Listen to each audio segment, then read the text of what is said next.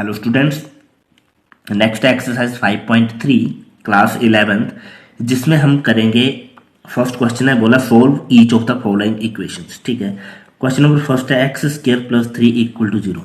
तो इस क्वेश्चन को करने से पहले हम थोड़ा सा इसका इंट्रोडक्शन पार्ट कर लेते हैं। ठीक है, कि इसमें कौन कौन सी टर्म्स जो है वो यूज होने वाली हैं। तो क्वेश्चन जो चैप्टर 5.3 है ये क्वाड्रेटिक इक्वेशन पे बेस्ड है। ठीक है, क्वाड्रेटिक इक्वेशन पर बेस्ड है। ये आपने 10th क्लास में पढ़ी होगी। ठीक है, जब भी हमारी कोई equation a x square plus b x plus c equal to 0 इस टर्म में देखने को मिलती है, हम उसको बोलते हैं क्वाड्रेटिक इक्वेशन। ठीक है, इसमें हाईएस्ट पावर जो रहती है वेरिएबल की वो 2 तक जाती है। ठीक है, ए बी और सी जो होते हैं इनको हम कोफिशिएंट्स बोलते हैं। ठीक है, ये आगे है कोफिशिएंट, और वेरिएबल की पावर जो थी वो हाईएस्ट 2 तक जाती है। और क्वाड्रेटिक इक्वेशन में ए कभी भी 0 के बराबर नहीं होता है। बी और सी की वैल्यू 0 हो सकती है, ये हो सकती है 0, लेकिन ए की वैल्यू कभी भी 0 नहीं रहेगी। ठीक है, एक तो ये हो गया हमारा इसमें। और क्या है चीज़ समझने वाली, इसमें एक चीज़ हमें फाइंड करनी है, डिस्क्रिमिनेंट। ठीक है, डिस्क्रिमिनेंट को हम डी से डिनोट करते हैं। ये भी आपने 10th क्लास में पढ़ा होगा कि D equal to b square minus 4ac के बराबर।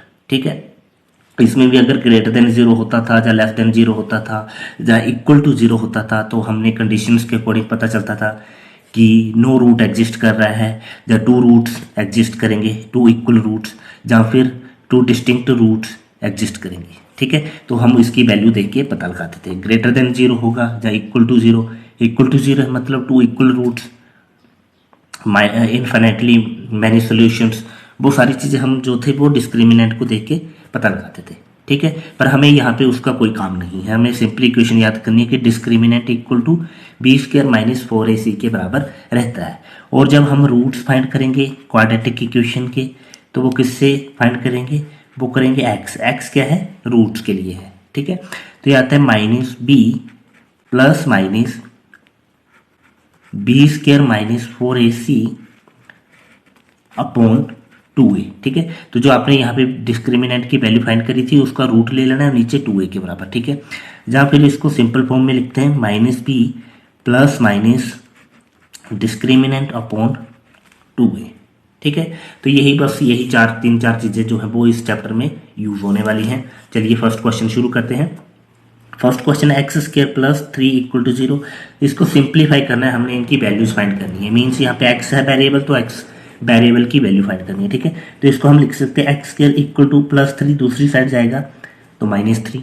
ठीक है, जब भी कोई बॉर्डर पार जाती है चीज़ तो उसका साइन जो होता है वो उल्टा हो जाता है, अपोजिट हो जाता है। पॉजिटिव होगा तो नेगेटिव हो जाएगा, नेगेटिव होगा तो पॉजिटिव हो जाएगा। ठीक है, तो यहाँ पे x square equal to minus 3 है, हमें एक्स की वैल्यू फाइंड करनी है। माइनस 3 स्क्वायर जब दूसरी साइड जाता है तो स्क्वायर रूट में कन्वर्ट हो जाता है, और वैल्यू जो होती है वो पॉजिटिव और नेगेटिव दोनों में आती है। ठीक है, ये भी हो गया। यहाँ से अब हम क्या करेंगे, एक्स इक्वल टू हमें लिखना है आयोटा की फॉर्म में उसको, तो ये लिखा जाएगा प्लस माइनस रूट का 3।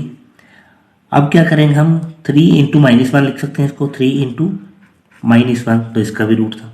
ठीक है, लिख सकते हैं ना, माइनस 3 को हम लिख सकते हैं 3 इंटू माइनस 1, तो सेम ही तो चीज़ रही है। ठीक है, यहाँ पे हमने ये लिख दिया plus minus root 3 into minus 1 जो होता है, आयोटा स्क्वायर की वैल्यू जो होती थी वो माइनस 1 के बराबर आती थी। ये भी आपको पता है, फर्स्ट चैप्टर में पढ़ा होगा आपने इसमें 5.1 में। तो आयोटा का स्क्वायर जो था माइनस 1 के बराबर होता है, तो माइनस 1 की जगह हम आयोटा स्क्वायर लिख सकते हैं इसको, आयोटा का स्क्वायर। ये होल रूट था। अभी हम जो रूट्स था उसको सेपरेट कर देंगे कि रूट 3 मल्टीप्लाई आयोटा का स्क्वायर जो था उसका रूट अलग कर दिया, तो इसके स्क्वायर से रूट कैंसिल हो जाएगा, तो क्या बचेगा प्लस माइनस रूट 3 आयोटा। तो ये आ गया है एक्स की वैल्यू आयोटा की फॉर्म में। ठीक है, first question solve. Second question है, इसमें हमें वैल्यू दी है 2x square plus x plus 1 equal to 0। ठीक है, तो क्वाड्रेटिक इक्वेशन में हमारी जो ये वाली वैल्यू थी ये ए को रिप्रेजेंट करता है, एक्स के साथ जो वैल्यू होती है सिंपली वो बी को रिप्रेजेंट करता है और ये वाली वैल्यू जो थी सी की रिप्रेजेंट करी, ठीक है। तो यहाँ के अकॉर्डिंग ए की वैल्यू 2 है, बी की वैल्यू 1 है और सी की वैल्यू भी 1 आई हुई है, ठीक है। तो सबसे पहले हम इसका डिस्क्रिमिनेंट फाइंड कर लेते हैं, ठीक है। डिस्क्रिमिनेंट की वैल्यू डी जो था किसके इक्वल आता है, बी स्क्वायर माइनस 4ac के बराबर। बी की वैल्यू है 1, तो 1 का स्क्वायर माइनस 4 इंटू ए की वैल्यू है 2 इंटू सी की वैल्यू है 1।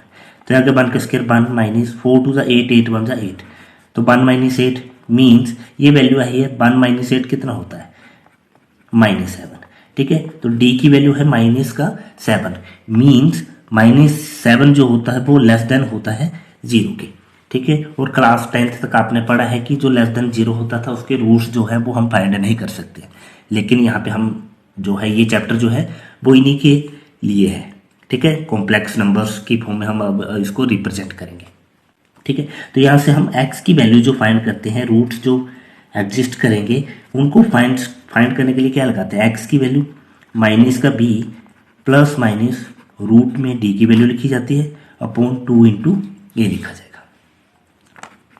तो जब इसको सोल्व करेंगे x equal to minus b की वैल्यू कितनी थी 1 प्लस माइनस रूट डी की वैल्यू है -7, तो ये लिख दिया -7 डिवाइडेड बाय 2 इंटू ए की वैल्यू है 2, तो 2 2 ज़ा 4 हो जाएगा डिनोमिनेटर में। x equal to -1 plus minus root -7 जो था इसको हम लिख सकते हैं √7 मल्टीप्लाई -1 अलग कर सकते हैं, तो -1 का रूट अलग कर देंगे डिवाइड में 2 2 ज़ा 4, तो यहाँ से x की वैल्यू निकलेगी -1 प्लस माइनस √7 और -1 जो होता है वो होता है आयोटा का स्क्वायर और उसका क्या था रूट था डिवाइडेड बाय 4, स्क्वायर से रूट कैंसिल हो जाएगा, तो सिंपली लिखा जाएगा -1 प्लस माइनस √7, यहाँ पे बच गया है आयोटा अपॉन 4, ठीक है। ये इसकी value. Next question number 3, x² plus 3x plus 9, इसमें भी हमने इसको सोल्व करना है, ठीक है। तो हम यहाँ पे डायरेक्ट लिख लेते हैं, a की वैल्यू कितनी आई है x² है, इसके साथ जो लगा होता है 1, b की वैल्यू है यहाँ पे 3, c की वैल्यू है 9, ठीक है। तो हम पहले डिस्क्रिमिनेंट की वैल्यू फाइंड कर लेते हैं b² माइनस 4ac और यहाँ से डिस्क्रिमिनेंट की वैल्यू निकलेगी b का स्क्वायर मीन्स 3 का स्क्वायर माइनस 4 इंटू ए है 1 इंटू सी है 9, तो 3 3 ज़ा 9 माइनस 9 4 ज़ा 36, तो जब 36 में से 9 माइनस करेंगे तो हमारे पास आएगा 27, वो भी माइनस का, तो डी की वैल्यू जो थी वो क्या है लेस देन है 0 से। तो जब भी ये वैल्यू आएगी हमने क्या करना, अभी रूट्स फाइंड करने हैं इसके, ठीक है। जब रूट्स फाइंड करेंगे x इक्वल टू क्या आता है -b plus minus quadratic formula जो होता है, ठीक है, -b plus minus root D upon 2a, value put करेंगे x equal to minus b की वैल्यू थी 3 plus minus root minus 27 upon 2 into A, 2a की वैल्यू थी हमारे पास 1, तो 2 1 जा 2 आ जाएगा डिनोमिनेटर में। इसके बाद x equal to -3 plus minus, आपको यहाँ पे ये याद रखना स्टेप, -1 को अलग कर लेंगे और -1 को जो है आयोटा स्क्वायर लिखेंगे, आयोटा स्क्वायर से उसका रूट कैंसिल हो जाएगा और सिंपली आयोटा बन जाएगा वो, ठीक है।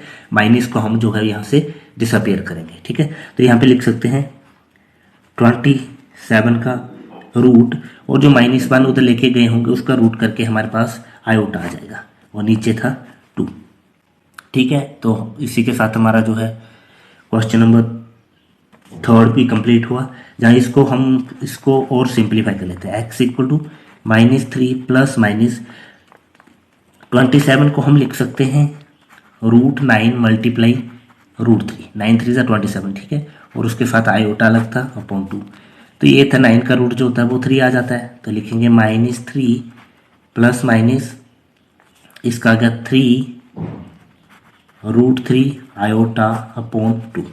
तो यहाँ तक हमारा जो है क्वेश्चन नंबर 3 भी कंप्लीट हुआ।